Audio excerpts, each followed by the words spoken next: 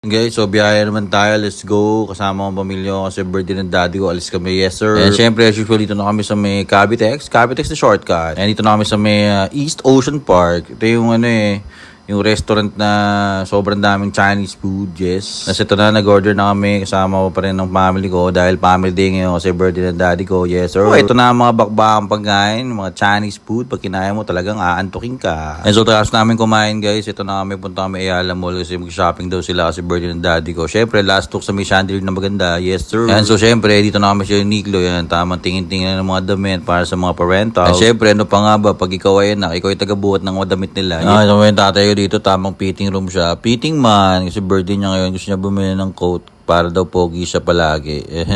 Yan, so kasama ko na yung dalawa dito. Lahat kami puntang Adidas. Siyempre, gusto namin tumingin ng mga shoes kahit di namin bibili. Tapos siyempre, dumaan kami dito sa may angko. Dami kasing gamit dito eh. Kaya mag-shopping dito. Daming pang aso, pang tao. Kahit kahit ano pwede. Ayun na si Aya, may hawak siyang sword off.